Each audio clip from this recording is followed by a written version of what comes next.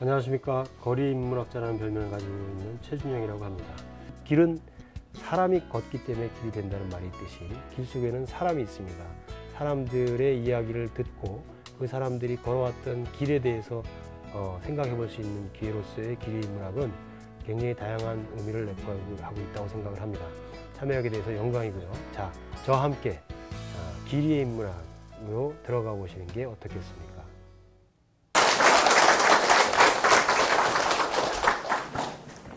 안녕하세요. 네. 뭐 요즘 유행하는 말로 불금이란 말이 있는데 이게 뜨거운 금요일 저녁을 이렇게 별로 재미없을 것 같은 인문학 강좌를 이렇게 들으시러 오신 것만으로도 충분히 존경받으실 자격이 되신다고 생각합니다. 사실은 그 실무자분한테 전화를 받고 걱정을 했어요. 금요일날 저녁 때 이런 거 해도 되는 거냐. 기획 자체가 좀 욕먹을 기획 아니냐.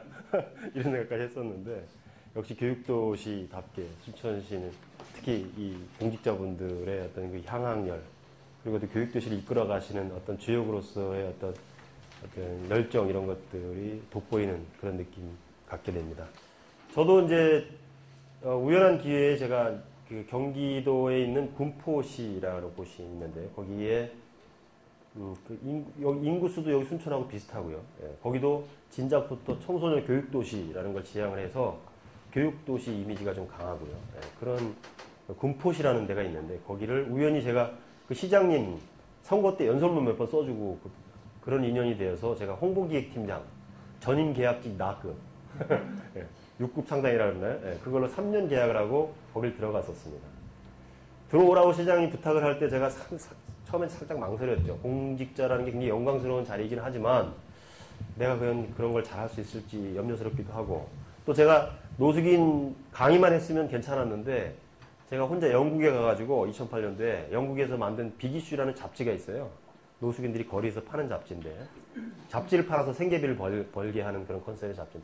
아마 사회적 기업으로서는 뭐 가장 유명한 대표적인 사회적 기업이라고 볼 수 있는데 그거를 제가 영국 가서 들여와서 한국에서 빅이슈라는 걸 창간해보겠다고 3년 동안 기회비용 다 상실해가면서 뛰어다니느라고 빚을 한 1억 원 정도 빚을 졌어요.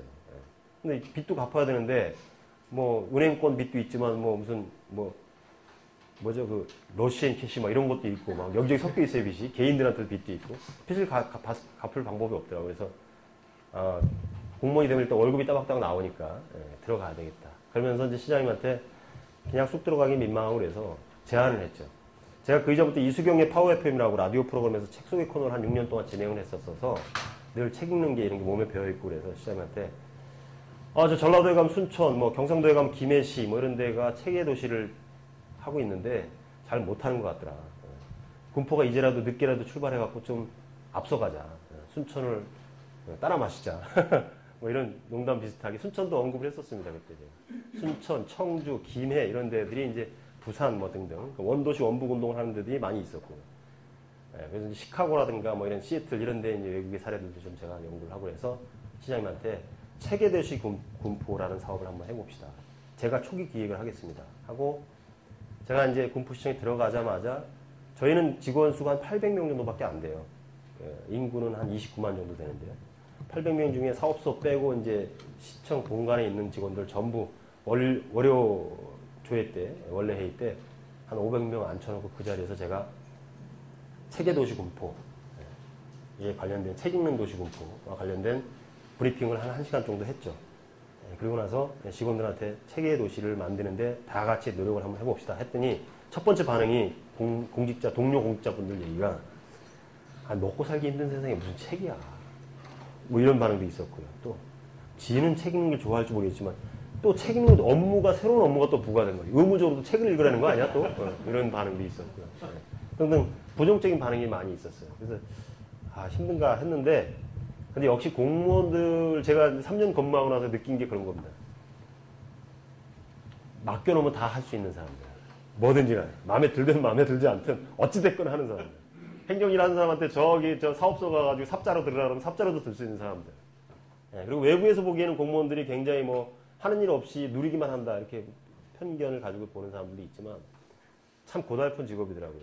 연중 뭐 봄에는 산불 대기, 겨울에는 눈 오면 여기는 또 전라도로 눈이 많이 안 올지 모르겠는데 그 제설 작업하느라고 주말이 없어요. 그것도 막 12시에도 비상 걸리면 무조건 나와야 되고. 그러니까 사람들은 그런 거 모르죠. 이 사람들이 새벽에 나와서 눈을 치웠는지 산불 대기한다고 주말에 나와 있는지 일반인들은 모르는 거예요. 그걸 어떻게 생각하면 주말에도 이거 찍으려고 그 시간 채우려고 나온다. 그렇게 저도 그렇게 생각했었거든요. 근데 연중 뭐 시책 걸리고 뭐 무슨 이런 지금 뭐 국제 박람회 이런 거 걸리면 뭐 전 부서가 그냥 총동원돼 관련 부서뿐만이 아니라 그죠? 예, 교대로 또 근무 현장 가서 근무해야 되고 이런 걸 보면서 세상 일이라는 게 참 이렇게 밖에서 보는 거하고 안에 들어와서 보는 거하고 이렇게 차이가 많이 나는구나. 그리고 결정적으로 제가 유심히 봤던 건 뭐냐면 제가 작년에 썼던 책 제목이 결핍을 즐겨라입니다만 정말 공무원들이야말로 결핍 많은 사람들이구나. 이런 생각을 많이 했습니다. 왜냐면 정말 똑똑한 사람들 뽑아놓고 바보로 만들어서 나가게 만드는 데가 공직사회라는 생각이 들었어요. 아니 옛날엔 서울대를 밑에서 그렇게 얘기 많이 했거든요. 똑똑한 애들 뽑아가지고 바보 만들어서 내보내는 데가 서울대다 이렇게 했는데 공직사회가 딱 그렇다는 생각이 들었어요. 들어올 때는 얼마나 어려운 굉장히 뭐 거의 만점 수준으로 점수를 맞아야 될 정도 경쟁률 100대 1은 기본이고 이렇게 시험 봐서 들어왔던 분들이 솔직히 말하면 안 좋은 표현입니다만 관료화되고 타성이 적고 매너리즘이 빠지고 이런 것도 있지만 맞는 업무라는 게 예를 들어 독일 같은 데는 어떤 환경 분야의 공무원이다 그러면 그 분야에서 10년, 20년 연구하게 하고 또 시간을 내서 자기 개발할 수 있는 시간도 주고 그래서 환경 분야의 공무원 생활 지역에서 10년, 20년 한 사람 그 분야에서 그 지역에서 최고의 환경 분야 권위자로 성장을 하는데 우리는 그런 게 없잖아요. 한 분야에 오래 있을 수가 없죠.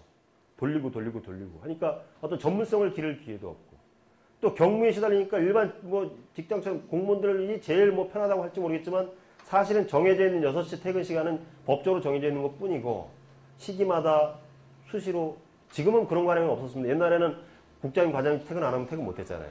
고참 되시는 분들 다 아시겠죠. 요즘엔 뭐 그런 건 까지는 없어졌습니다만 자기 시간을 가질 시간이 별로 없고 집에 있으나 직장에 나오나 여전히 업무의 연속이고 늘 관심을 가져야 돼요.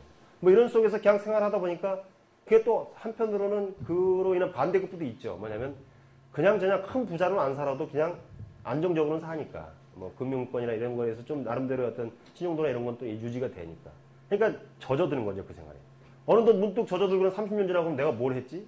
네. 문득 돌아보면 남는 게 아무것도 없는 남은 거 딱 하나 있죠. 그저 애들 교육시키고 애들 키우는 거 하나밖에 없는 집안 채장만 하고 이런 거밖에 없는 허무한 삶을 살겠다. 그리고 퇴직하면 한 반수 이상이 다 사기당하고 퇴직금 다 뺏기고 그러니까 공무원 교육을 저는 입사해서 처음에 신참들 교육을 시키는 게 중요한 게 아니라 사실은 퇴직을 앞둔 사람들을 빡세게 교육시켜야 돼요.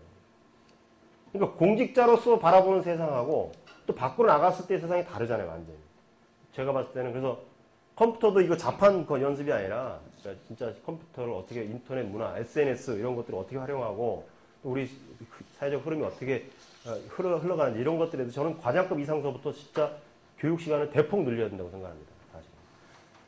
외람된 표현입니다만 그나마 그래도 시간이 조금 나는 게 그래도 과장급부터잖아요. 사실 따지고 보면. 뭐 일을 안 하신다는 게 중요한 결정들을 하시지만 어찌됐건 밑에서는 물리적으로 일을 많이 해야 된다면 위로 올라갔을 때는 물리적인 시간은 조금 활용할 수가 있는.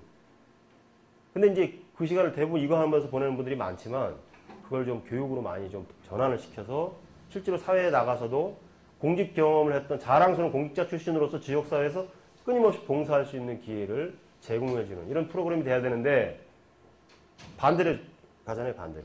인재개발에서 교육하는 프로그램들 보면 정말 천편일적인 교육 프로그램 가지고 현실사에서 별로 써먹을 수 없는 것 같은 이런 것들 그냥 그런 것들 교육하고 많아요. 저도 인재개발원에서 소양교육을 많이 합니다만 안타까운 생각이 많이 드는데 그래서 결론은 그겁니다. 제일 필요한 거는 정말 공무원 사회에 공무원들한테 필요한 교육이 바로 인문학 교육이다 라는 생각이 듭니다. 인문학 교육을 학문적으로 접근하면 굉장히 어렵습니다. 학문적으로 접근하려고 하면 한두 끝도 없습니다. 사실은. 몇천 년 동안 인류가 축적해낸 그 지적 자산들을 어느 세월에 그걸 다 섭렵을 하고 그걸 받아들이겠습니까? 아무리 열심히 평생을 책을 읽는다 하더라도 빙산의 일각일 수밖에 없는 거고. 그러니까 학문적 버전의 어떤 인문학이 아니라 실생활 속에서 실천할 수 있는 인문학. 실생활에서 내가 몸에 체득할 수 있는 삶의 인문학을 좀 해야 되는데 그런 교육을 좀 기획을 좀 누군가 좀 제대로 해서 중앙부처에서 좀 해서 전국 단위의 공직자들의 수준이 곧 그 나라의 수준이기도 한 겁니다. 사실은. 척도이기도 하고요. 그래서 그런 것들이 좀 필요하지 않나 생각해서 오늘도 뭐 저는 일반 시민 대상 교육인 줄 알았는데 그 공무원분들이랑 한달 또 일반 시민 대상이었으면 아마 토요일 금요일 날 이 저녁에 이렇게 안 모였을 거예요. 근데 공무원들이니까 또 모였지 않나 이런 생각도 하기도 합니다.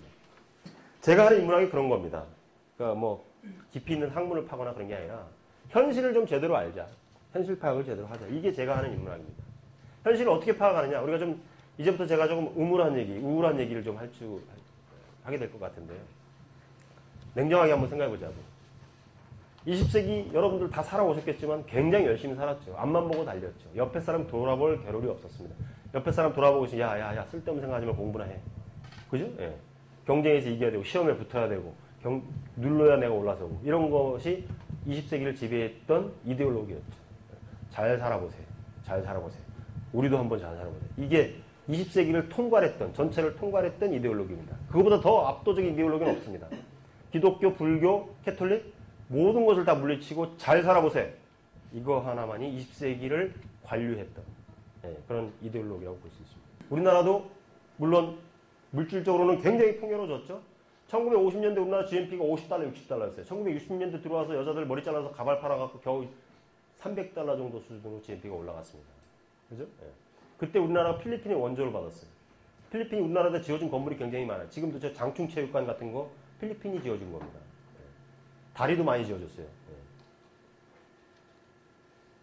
그랬던 나라가 불과 반세기 만에 50년 만에 지금은 통계에 발표하는 건 24,500달러 뭐 이 정도 수준 얘기합니다만 실제로 소비 수준이라든가 생활 수준 보면은 한 3만 달러 수준의 삶을 살고 있다고 합니다.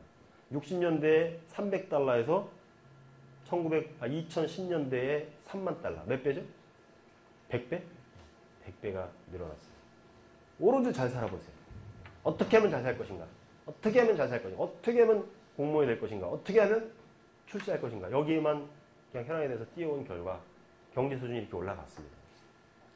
초등학교 어린아이들한테 이런 질문을 해도 똑같은 답이 나올 거예요. 자, 300달러 하던 나라가 3만 달러 시대가 됐으니까 100배 정도 행복해졌을까요? 그러면 초등학생들 전부 다 아니요! 라고 대답할 거예요. 물론 여기 계신 성인들이 당연히 그렇게 대답할 거예요.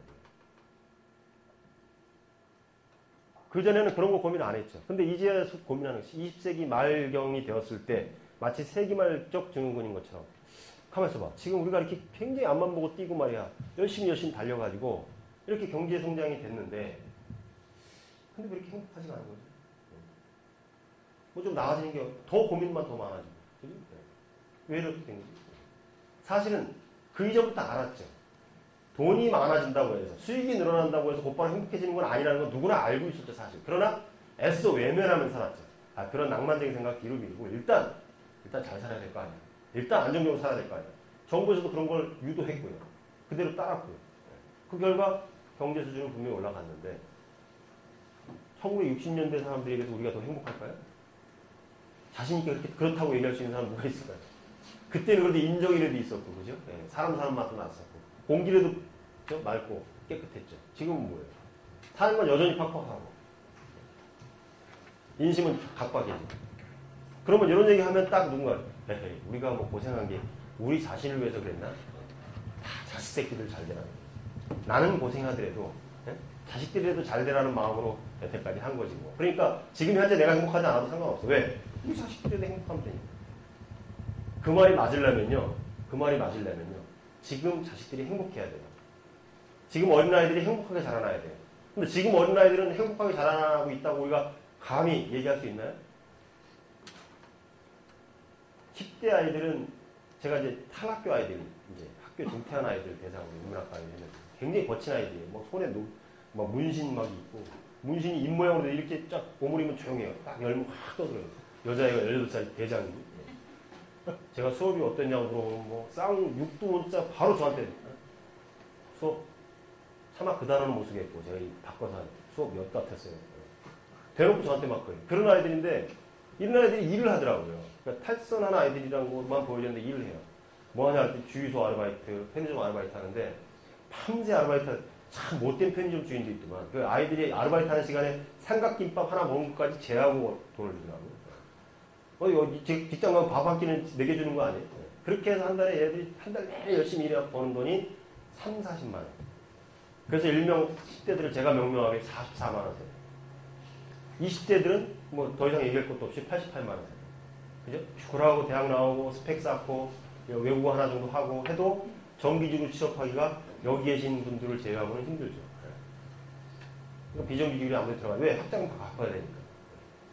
들어가면 이것 떼고 저것 떼고 하면 평균 받는 게 한 88만 원 정도 손에 쥐니까.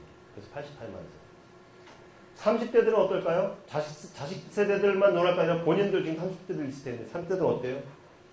30대는 일명 워킹 푸어. 그 서프라임 모기지로 2008년도에 그 리먼 사태 이후로 우리나라에 새롭게 등장한 용어죠. 네.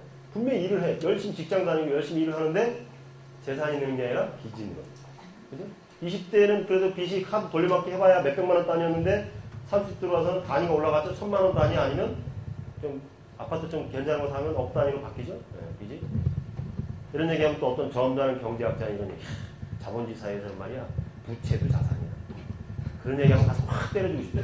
그건 구조적으로 그렇죠. 기업이 기업 활동하기 위해서 자본을 회전시키고 차입금을 받고 이렇게 하고 생산에 투여하고 하기 위해서 감가상각도 있고 뭐 이렇게 구조적으로 들어가 투자도 해야 되고 그러다 보니까 그런 빚들은 어차피 구조적으로 이루어지는 거니까 그 기업의 자산으로 잡히지만 개인들한테 있는 빚을 나는 빚이 많으니까 자산이 많다 이렇게 생각하는 사람 누가 있겠어요?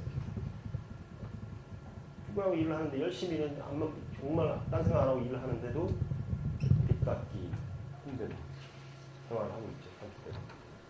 40대 50대는 여기는 도시하고 조금 다를지 모르겠습니다만 주요 통계는 주로 도시를 중심으로 내다 보니까 40대 50대는 요즘 유행하는 말 하우스 프로. 평생 집 한 채 마련하면 그거 월 이자 원금 갚아 나가면 버는 돈이 반 이상 써야 돼. 그럼 나머지 반 갖고 살면 될 거 아니야. 철없는 소리죠. 그 나머지 반은 어디다 써야 돼? 그때가 되면 애들이 이제 중고등학교 다녔어. 학비, 학원비, 과외비, 뭐 기타 뭐 한다는 항상 모자라요. 항상 마이너스 통장 써야 되고 항상 돌려받기 해야 되고 이렇게 살고 평생 부엌살림만 하던 엄마들이 그때 이제 사회생활 하는 40대 50대 사회로 다시 나와요. 나와서 주로 하는 일이 보험 설계사, 계산원, 아니면 텔레마케터 이런 거죠. 왜 나왔습니까? 기자 가서 물어보면 아이고 내가 이거로 대해서 우리의 학원비라도 내가 되려고 50대 중반 넘어가면 이제 좀 세상을 알 것 같아. 고생도 할 만큼 했어. 애들도 이제 대학 들어갔어. 옛날에는 부모가 다 대학 학비 내줬다지만 요즘엔 야 네가 알아서 네가 융자받아서 네가 하고 네가 취직해서 갚어. 아빠는 이제 몰라. 대학 보내는 까지 했으니까. 이제 좀 여유를 갖고 살려고 막 그랬더니 정년퇴직이에요. 그만둬야 돼. 뭐 요즘 서드 에이지 40 이후에 세 번째 삶이 어쩌고 저쩌고 평균 연령이 80이 넘고 그러는데 아직도 30년 40년 남았는데 겨우 어떤 의미에서 보면 반밖에 안 사고 반 조금 넘게 산 건데 퇴직해. 안타까운 현실. 막연하지만 이런 생각을 한번 해보게 됐어요. 저만이 아니라 많은 사람. 그 삶의 길목에서 말이야. 그때마다 순간순간 어떤 걸 선택할 때 질문을 던졌어야 돼요. 이게 과연 내가 옳은 길인가? 이렇게 가는 것이 정말 잘 사는 건가? 이런 의문을 가졌어야 될 시기가 있었는데 그때 그런 거 할 시간이 어디 있어? 하고 혹시 질문을 던지고 의문을 가져야 될 시기를 그냥 지나쳐버렸던 적은 없는지 한번 살펴보세요. 내가 정말 이대로 살면 행복해질까? 내가 정말 잘 살고 있는 걸까? 라는 의문이 그때 의문이 들 때마다 그 의문을 파고들어서 정말 어디서 문제가 발생한 걸까? 근본적으로 뭐가 잘못된 걸까? 이것까지 끝까지 밀고 늘어졌던 사람들이 누가 있을까? 없어. 그게 핵심적인 문제예요. 질문해야 될 때 질문하지 않는 거예요. 의문이 생겼을 때 그 의문을 파고들지 않은 거예요. 그게 결과적으로 우리의 삶도 불행하게 만들었을 뿐만 아니라 우리 후세들에게도 온당치 못한 부조리한 현실을 그대로 물려준 결과를 맞닥뜨리게 됐다. 우리는 그저 어떻게 하면 잘 살 것인가? 어떻게 하면 좋은 데 취직할 것인가? 어떻게 하면 행복해질 것인가? 어떻게만 선착하면 살았던 가 어떻게? 그래서 20세기를 지배했던 학문은 뭐예요? 사회과학입니다. 어떻게 하면 혁명을 할 것인가? 로부터 출발해서 어떻게 하면 민주화할 것인가? 어떻게 하면 경제 발전을 이룰 것인가? 어떻게 하면 집을 살 것인가? 어떻게 하면 좋은 데 취직할 것인가? 어떻게 하면 좋은 대학 갈 것인가? 어떻게 하면 좋은 배우자를 만날 것인가? 어떻게 하면 그 어떻게 노하우죠. 사회과학은 한마디로 얘기하면 노하우의 학문이에요. 노하우. 어떻게라는 거를 주목하는 학문이에요. 답을 구하는 학문이란 말이죠. 반성하기 시작했어요, 사람들이. 아, 이제 더 이상 노하우만 터득해서는 안 되겠구나. 아까 말씀드렸듯이 의문이 생기면 그 의문을 해소해야 되겠구나. 잘못된 거라고 판단되면 물고 늘어져서 왜 잘못된지 원인 규명을 해야 될 필요가 있다. 근본적으로 우리가 문제를 바라봐야 될 필요가 있다. 현실을 피상만 보지 말고, 네? 그죠? 네. 시면을 좀 바라볼 필요가 있다. 제가 책에도 썼습니다만, 아프리카 어떤 청년이요. 유럽에 출장을 갔어요. 유럽에 놀러 갔는데, 유럽 하니까 너무너무 부러운 거야. 집집마다 수도꼭지만 틀면 물이 콸콸콸콸 나오는 거야. 너무너무 부러워. 아프리카는 항상 물 부족, 식수 부족으로 허덕이는 나라를 생각하면서 귀국하면서 수도꼭지하고 수도관을 사갖고 갔어요.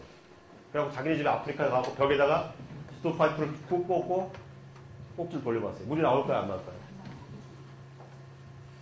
표피만 본 거죠. 그 뒤에 있는 피상만 보고 시면을 못 본 거죠. 즉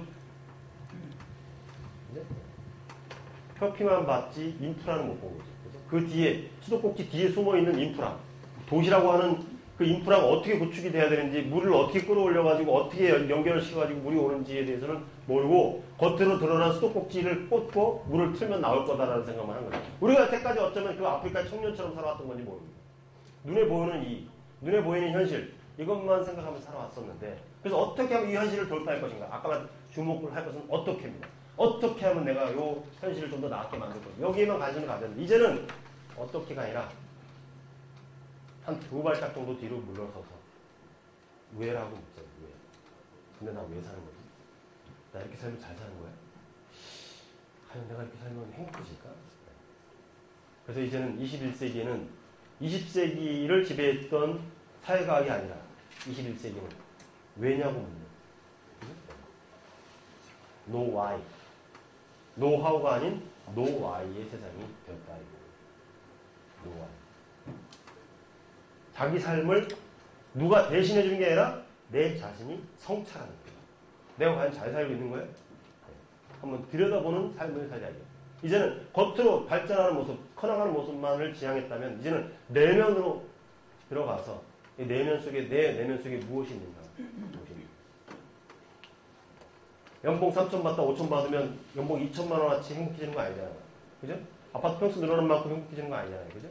그런 표피적인 것이 아니라 내면 속에서 나는 과연 삶을 어떤 목표를 가지고 어떤 의미를 채우고 있는 건지를 한번 들여다볼 필요가 있다. 그게 바로 뭐냐면 지금 얘기하고 있는 인문학입니다.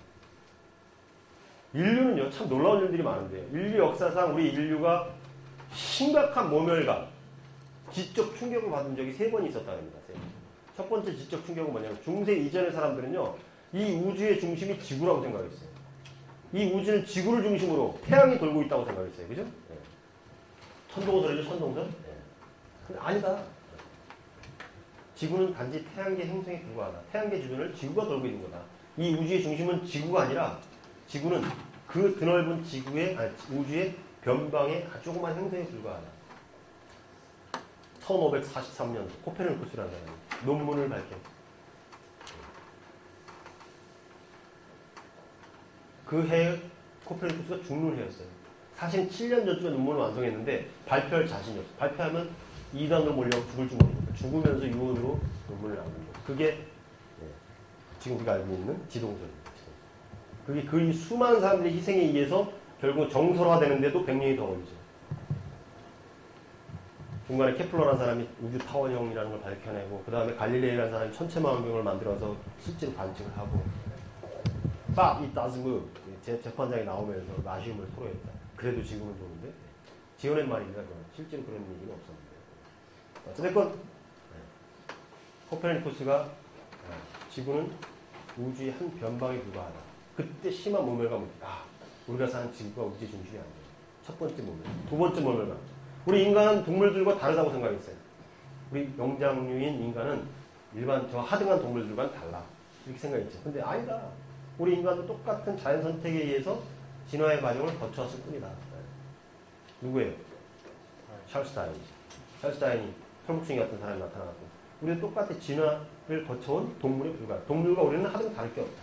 진화론의 관점에서 보고. 두 번째 충격이었죠. 우리도 동물과 다르다. 세 번째 충격. 우리는 늘 어떻게 생각해? 우리의 삶을 지배하는 것은 의식이다. 어떻게 의식하느냐에 따라서 우리의 삶이 변화될 수 있다. 그죠? 제대로 된 의식을 하기 위해서 지금도 인문학 강의 이렇게 듣고 있는 거 아니에요? 네. 그렇게 믿고 살아왔어요. 근데 아니다. 우리의 삶을 지배하는 것은 의식이 아니라 무의식. 누구예요? 프로이트지.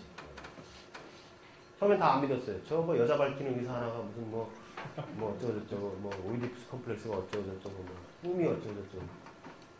지금 프로이트를 비판하는 논문들이 많이 나오고 있습니다. 어찌됐건 뭐 굉장히 충격적인 연구 방법이었죠. 일명 문사체라고 하죠. 인문학 할 때 문자가요. 지금 그럴 문자를 쓰고 있습니다만 원래는 문의문자였다. 문의문자가 어원이다라고 주장하는 사람도 있습니다. 따라서 인문학은 말 그대로 하면 사람들이 어떤 무늬를 띠면서 살아왔는지 어떤 모양으로 살아왔는지를 연구하는 거다. 뭐 어떤 모양이냐 어떤 무늬냐 인간들은 과연 뭘 고민하면서 살아왔을까? 그걸 연구하는 게 철학이죠. 인간들은 대체 어떤 일을 겪으면서 살아온 거야? 그런 일을 겪으면서 뭘 느꼈어? 역사죠. 그죠? 우리 인간들은 어떻게 표현하고 살아왔을까? 옛날 사람들은 어떻게 표현하고 요즘은 어떻게 표현하고 그게 문학이잖아. 그래서 인문학은 다른 말로 하면 일명 문사철이라고 얘기를 합니다. 논리학, 수사학, 뭐 철학, 의학 이런 것까지 다 포함해서 인문학이다. 이렇게 정의하기도 합니다. 그러니까 시대에 따라서 어떤 환경에 따라서 내용이 과목이나 이런 건 좀 달라질 수 있는데 중요한 거는 문사철은 말 그대로 모든 것이 밑바탕에 깔려 있는 것이지 않습니까? 스타 강사 김미경인가 이 여자가 저기 한참 고공행진하고 잘 나가다가 느닷없이 어느 날 갑자기 아니 따지고 보면 인문학도 자기계발서 아니냐? 인문학도 자기계발서라고 볼 수 있는 건데 왜 사람들이 인문학 하면서 이렇게 높이 추올리고 자기계발서 하면 이렇게 하찮은 걸로 생각하는지 모르겠다. 저는 김미경 씨 의견에 동의해요. 인문학도 크게 보면 자기계발서라고 볼 수 있는 거예요. 자기 자신을 개발하기 위해서 인문학을 하는 거잖아요. 그죠? 그걸 무슨 뭐 범주를 어떻게 정하느냐의 문제이지 개별적이라고 생각하지는 않아요. 다 연결돼. 그래서 인문학 하면서 여러분들 인문학 요즘 열풍이야. 인문학 굉장히 인기가 많아. 나도 인문학 해야 되겠어. 하면 제일 먼저 하는 게 뭐냐면 동료들 야 우리 인문학 하면 역시 고전 아니니? 우리 서양 철학설 한번 읽어. 사서삼결 소크라테스. 뭘 만들어요. 처음엔 굉장히 열심히 합니다. 길면 2달. 보통 한 달 이내에 망하죠. 그냥 그 중에 한 명이 안 읽어요. 안 읽으면 이제 전화 오면 야야 같은 다 타부서 이따 7시 알지? 근데 작가 있잖아. 나 우리 시어머니가 뭐 제가 사실 책을 안 읽은 거예요. 미안하잖아요. 그 다음에 또 전화 오면 내가 지난번에 못 가서 미안한데 대신 내가 생맥주 한 잔 살게. 그 다음부터는 이제 독서 모임이 아니라 생맥주 문화로 이제 돌아가는 거죠. 웃기게 얘기합니다만은 쉽게 말해서 뭐냐면 우선순위에서 밀리죠. 그죠? 업무 해야지. 집에 아이들 케어해야지. 그죠? 네, 또 업무적으로든 또 개인적으로 사람 만나야지. 이런 여러 가지 일상 속에서 늘 반복적으로 벌어지고 그런 속에서 그걸 다 뿌리치고 할 만큼 그런 어떤 동기부여가 확실하냐. 그러니까 우선순위에서 두 번째, 세 번째, 네 번째 밀리다 보면 내가 못 읽으니까 다른 친구한테 피해 줄까봐 안 나가고 그러다 보면 한두 명 안 나오면 또 의사주면 나머지도 안 하게 되고 그래서 독서클럽 깨지는 거죠 사실. 그래서 저는 그렇게 하지 말라는 거예요. 왜 고전부터 하냐고요. 고전만 인문학이 아니란 말이죠. 문자로 되어 있는 건 다 인문학이에요. 역시 제일 중요한 거는 독서의 생활화예요. 저 같은 경우는 이제 책 읽는 게 직업이기 때문에 어쩔 수 없이 책을 읽은 것도 있습니다만은 활자동족자에 가깝죠. 뭐 손에 읽을 게 없으면 일단 화장실을 못 가고 전철을 타고 장기간 뭐 한 2시간 동안 전철을 탄다 그러면 중간에 한 3번 정도에서 4번 정도 내립니다. 사갖고 탄 신문을 다 읽었거든요. 그럼 또 읽을 게 없잖아요. 그럼 다시 내려야 돼요. 읽을 거 없이 멀뚱멀뚱 사람들 쳐다보면서는 세뇌정거장 이상 못 가겠더라고요. 그러니까 별로 안 좋은 습관이긴 한데요. 치질 걸릴 수 있고 화장실 가면. 근데 이게 이제 그렇게까지는 아니더라도 늘 읽는 거가 몸에 돼요. 되도록 이렇게 하실 필요가 있습니다. 저는 가장 이상적인 독서는 책이 책을 낳고 책이 책을 낳고 하는 거라고 생각해요. 이 책을 읽다 보니까 이 책에 어떤 책 제목이 나와. 어떤 작가 이름이 나와. 그래서 또 이 책 읽고 이 책 읽고 이렇게 넘나들기. 그래서 마녀의 무슨 책을 끼는 갑자기 제목이 생각나네. 마녀의 연쇄 독서. 이 책을 낳는 계속 연쇄적으로 책을 계속 이어가게 하는 그런 책 제목도 있죠. 마녀의 연쇄 독서. 굉장히 의미 있는. 어떤 사람은 책 읽고 싶은데 누가 좋은 책을 추천 안 해줘서 못 읽는다는 사람도 있는데요. 자기 스스로가 추천하면서 계속 읽을 수 있는 방법이죠. 네, 여기에 그런 얘기가 나와요. 인류가 문명 이전의 세계죠. 30만 년 전 인류였던 네안데르탈이라는 화석을 발견해 팔이 없어요. 성인의 화석이야. 이 팔이 없는 사람이 어떻게 성인이 되도록 살아났을까? 어떻게 살아났을까요? 누군가가 지속적으로 도와준 거죠. 그죠? 먹여주고, 씻겨주고, 업고 다니면서. 그래서 우리 인간은 문명 이전서부터 누군가를 돕는 그런 본성을 가지고 있었다. 따라서 이제 와서 남을 돕는다는 거는 내가 특별히 착하고 뭐 보노보의 유전자를 유독 많이 가져서가 아니라 본성적으로 인간에게는 다른 사람의 삶을 관심을 가질 그런 유전자가 몸에 되어있다. 그러니까 우리가 더불어 사는 삶의 의미를 깨우치라 하는 얘기는 새롭게 개발하라는 얘기가 아니라 이미 내 몸속에 들어와 있는 그런 유전자를 활용하라 이 얘기죠. 캠벨의 이 얘기는 내가 바로 조세 캠벨 신화를 좋아하시는 분들은 잘 신화의 힘 이런 책에 나오죠.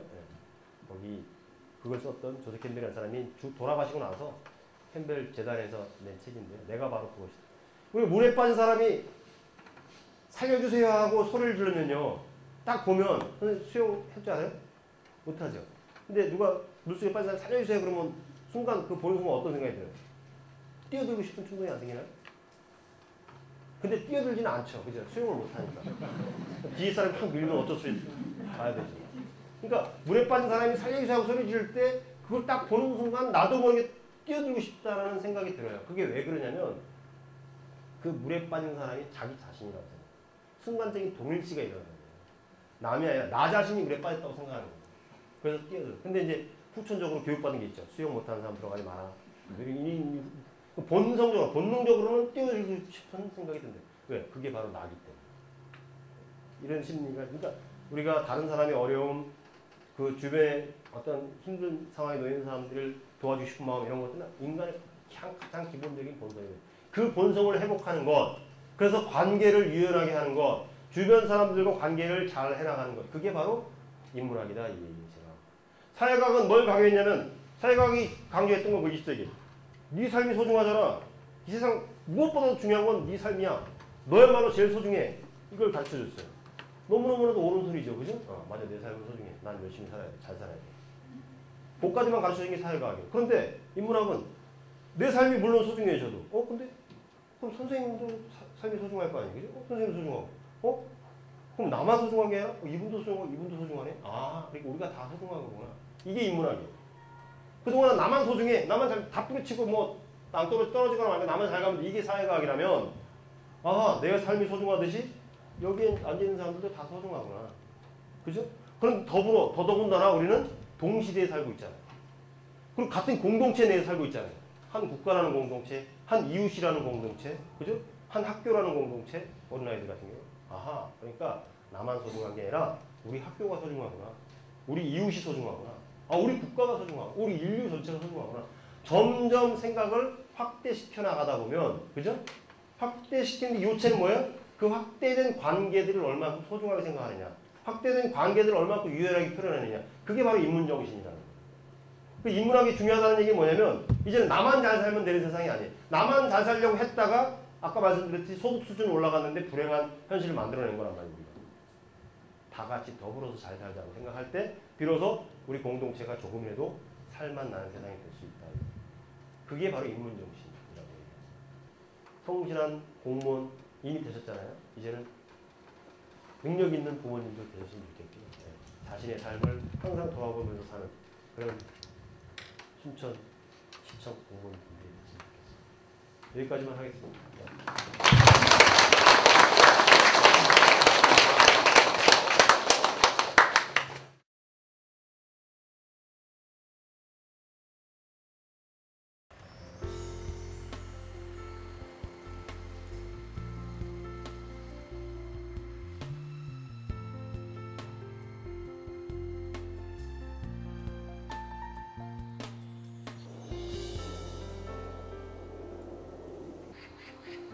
자, 여기 가계도가 나오네요. 아까 그 교수님이 말씀하셨죠? 일가친척 그 가계도가 여기에 지금 거의 나와 있습니다. 이렇게 한 번씩 보시면 좋고요.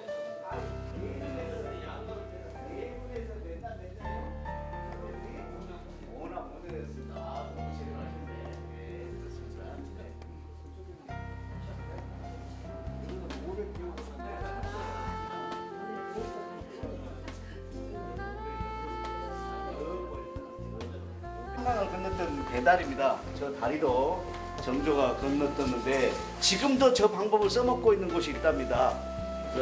팀 스피리트 훈련할 때 한강 건너는 거 지금도 저 방법으로 써먹고 있습니다.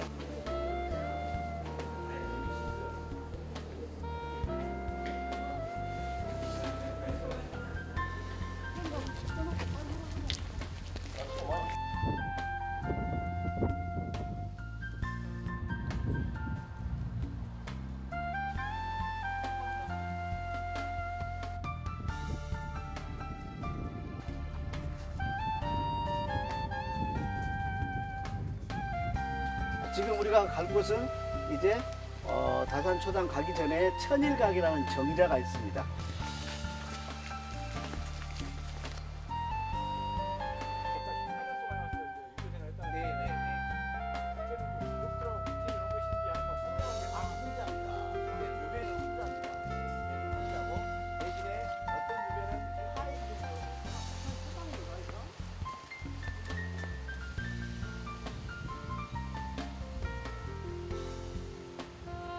정조 임금님이 제일 아꼈죠, 다산을.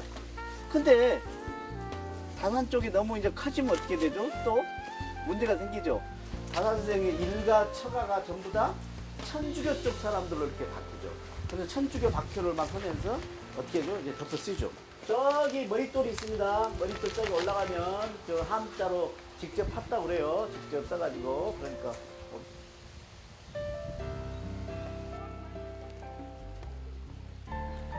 박용철, 김영남, 또 누구죠? 나중에 모골까지도 가고 정지용 뭐 이 사람들 다 시문학파에서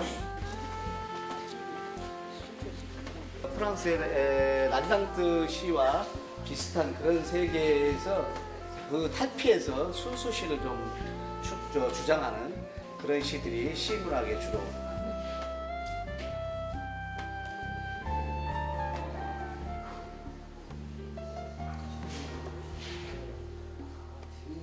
모란이 피기까지는 김영랑.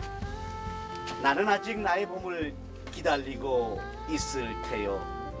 모란이 뚝뚝 떨어져 버린 날, 나는 비로소 봄을 여인 서름에 잠길 테요. 5월 어느 날 그 하루로 묻었던 날 떨어져 누운 꽃잎마저 시들어버리고는 천지에 오라는 자씨도 없어지고 뻗쳐 울는데